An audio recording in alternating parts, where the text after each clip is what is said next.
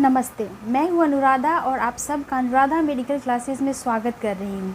गर्मियों में हम सब बहुत ही ज़्यादा चीज़ों से परेशान रहते हैं, स्पेशली जो पसीना आता है उससे तो हम काफ़ी ज़्यादा परेशान होते हैं। लेकिन क्या आप जानते हैं कि ये जो पसीना आता है इसके पीछे का मुख्य वजह क्या होता है? तो चलिए मैं आपको बता रही हूँ कि पसीने आने का मुख्य वजह क्या होता है।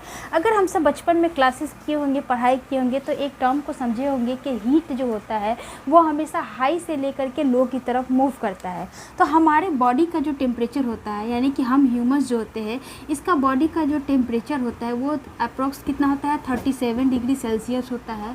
और ये हमारा एनवायरनमेंट है, ठीक है। समझिएगा कि इसके पीछे का मेन लॉजिक क्या होता है। तो एनवायरमेंटल का टेम्परेचर जो होता है गर्मियों में मान लीजिए अप्रॉक्स 50 डिग्री सेल्सियस के पास पहुंच जाता है।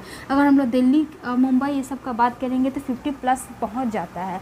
आप सब बताएंगे कि आपकी तरफ कितना ज़्यादा इस बार के गर्मियों में टेम्परेचर पहुंच रहा है। मैं बिहार से बिलोंग करती हूँ तो मेरे इधर तो टेम्परेचर जो है 39 तो नॉर्मल कह दी मैं, 40, 45, 49 तक भी गया हुआ है। यहाँ का सिचुएशन ऐसा हो गया हुआ है और बहुत ज़्यादा गर्मी हो रही है, जिस वजह से हम लोगों को स्वेटिंग जो होता है, यानी कि जो पसीना होता है, इससे हम लोग बहुत ही ज़्यादा परेशान हो रहे हैं। आप सब भी परेशान हो रहे हैं और इसके उपाय में भी हम लोग जो चीज़ यूज़ करते हैं उसके मैं बैड इफ़ेक्ट के बारे में भी बताऊँगी। तो सबसे पहले इस कंसेप्ट को समझ लेते हैं कि हमारे बॉडी का टेम्परेचर 37 डिग्री सेल्सियस होता है और एनवायरनमेंट का टेम्परेचर मान लीजिए ज़्यादा है, तो हीट जो होता है हमेशा हाई से लो की तरफ क्या होता है, मूव करता है। मतलब ज़्यादा से कम की तरफ मूव करता है। आप खुद सोचिए कि हमारे टेम्परेचर शरीर का इतना है और बाहर का इतना है, तो टेम्परेचर जो है उल्टा बाहर से हमारे शरीर में एंटर कर रहा है। जब हमारे शरीर में एंटर करेगा तो फिर हमारे बॉडी का भी टेम्परेचर क्या होता है, धीरे धीरे बढ़ने लगता है। जब बढ़ने लगता है तो उसी टेम्परेचर को कंट्रोल करने के लिए हमारे शरीर में इवापोरेशन जैसे प्रोसेसेस होते हैं और हमारे शरीर के ऊपर जितने भी पोर्स होते हैं उस पोर्स के माध्यम से आपका स्वेटिंग होता है, पसीना निकलना स्टार्ट हो जाता है। तो पसीना निकलने के पीछे का मुख्य वजह यही होता है कि आपके बॉडी में क्या होता है, इवापोरेशन जैसे प्रोसेसेस होते हैं।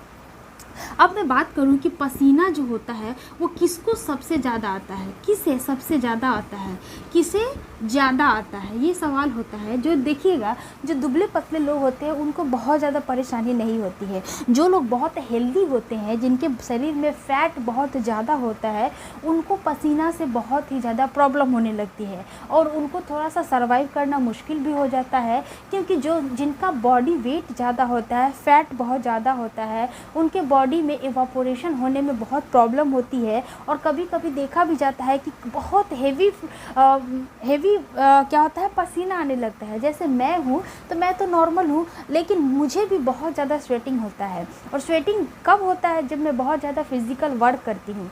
तो आपको करना क्या है, पसीने को तो रोक नहीं सकते हैं। आप रोकने के लिए एसी वाले कमरे में चले जाएं, बहुत ठंडी ठंडी चीज़ों का यूज़ करें, जिसमें हम लोग आइसक्रीम बहुत ज़्यादा खाते हैं, कोल्ड ड्रिंक बहुत ज़्यादा पीते हैं। मैं आपसे यही रिक्वेस्ट करूँगी कि आप थोड़ा सा मैन्युफैक्चर वाले में जा कर के देखेंगे कि कैसे बनाया जाता है चीज़ों को, क्या वो आपके लिए यूज़फुल है या नहीं है। इन चीज़ों को भी ध्यान में रखते हुए चीज़ों का सेवन करें। आप नेचुरल चीज़ का यूज़ कीजिए। इनफैक्ट मैं भी नेचुरली चीज़ों का ही यूज़ करती हूँ अपने आप को काम डाउन रखने के लिए। आप जनरली नींबू पानी पीजिए, शरबत बना करके पीजिए, लेकिन शरबत में आप शुगर का मात्रा कम करके पिएंगे। मिश्री का यूज़ करेंगे, मिश्री जो नेचुरली मिलती है, क्योंकि अगर आप शुगर बहुत ज़्यादा यूज़ करेंगे तो आपके बॉडी में शुगर लेवल बढ़ जाएगा और फिर आपको शुगर हो जाएगा। तो हम करते क्या है कि जब पसीना बहुत ज़्यादा आता है मोटे लोगों को, तो वो लोग बहुत ज़्यादा अपने आप को काम करने के लिए कोल्ड ड्रिंक्स पीते हैं, आइसक्रीम खाते हैं। तो कोल्ड ड्रिंक और आइसक्रीम का एक प्रॉपर्टी होता है, एक नेचर होता है कि वह आपको खाने में ठंडक फील होगा। लेकिन आप हमेशा नोटिस किए होंगे कि जब भी इस तरह से चीज़ों को हम खाते हैं, ठंडी चीज़ों को, तो उसके खाने के बाद आपको प्यास भी ज़बरदस्त लगता है और हम जल्दी से पानी का सेवन करना स्टार्ट कर देते हैं, पानी ज़रूर पीते हैं। जब आप ठंडी चीज़ खा रहे हैं, ठंडक पहुंचा रहे हैं अपने आप को, तो फिर आपको ठंडा पानी का क्यों ज़रूरत पड़ा है? क्या आप सोचे हैं कभी? नहीं सोचे हैं। तो अब आपको सोचने का ज़रूरत है, क्योंकि ठंडी चीज़ें भले ही खाने में ठंडी पहुंचा रही है, लेकिन उसकी जो प्रवृत्ति है, उसका जो बोलते हैं ना, उसका जो नेचर है वह क्या है, वो गर्म है। चीज़ों को तो मैन्युफैक्चर किया जाता है, उसको हम आर्टिफिशियली टेम्परेचर पे ज़बरदस्ती प्रेस करके हम क्या करते हैं, उसको ठंडा बनाए रखते हैं। और बहुत ज़्यादा अगर आप आइसक्रीम खाते हैं तो आपके पेट में जा करके वो गर्माहट लाती है। और एक और चीज़ आपको जानना बहुत ज़रूरी है कि हम कितना भी ठंडा पानी पी ले, कितना भी बहुत ज़्यादा गर्म पानी पी ले, हाँ उसका नेचर होता है कि बॉडी के टेम्परेचर पे जब आता है पानी तभी उसका पाचन स्टार्ट होता है। मान लीजिए 37 डिग्री सेल्सियस पे हम क्या कर रहे हैं, बॉडी का टेम्परेचर है और पानी पी रहे हैं, मान लीजिए फ्रिज से निकाल लिए, बहुत कूल है, ठंडा है, माइनस में है, तो जब तक वह आपका इसके कंपेयर में नहीं आएगा पानी का टेम्परेचर, तब तक वह आपके बॉडी में नहीं पचेगा। ऐसा ही कंसेप्ट होता है आइसक्रीम के साथ भी। तो बहुत ही ज़्यादा अगर आप खाते हैं तो यह पेट में आपको क्या करेगा, बहुत नुकसान पहुंचाएगा और आपको गर्मी से और बौखला देगा। तो आपको करना क्या है, नेचुरल चीज़ों का यूज़ करना है। जैसे मैंने शरबत बताया है, उसको पीजिए। सुबह सुबह नारियल पानी को आप थोड़ा देर फ्रिज में रख करके ठंडा करके पी सकते हैं, वो नुकसान नहीं पहुँचाएगा।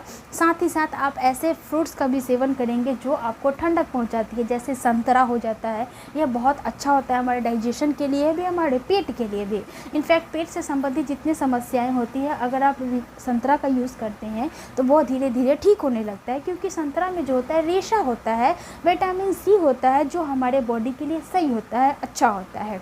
तो मेरा यह मतलब था कि हम समझा दें आपको कि बॉडी टेम्परेचर और एनवायरनमेंट टेम्परेचर के बीच का जो गैप होता है, उस वजह से आपको बहुत ज़्यादा स्वेटिंग आता है। और स्वेटिंग आने के क्रम में आपको करना क्या है, चीज़ें मैंने आपको बता दिया। अगर वीडियो अच्छी लगी हो तो वीडियो को लाइक, शेयर और सब्सक्राइब जरूर कर देंगे। मिलते हैं नेक्स्ट वीडियो में नए टॉपिक के साथ, तब तक अपना ध्यान रखेंगे। जय हिंद।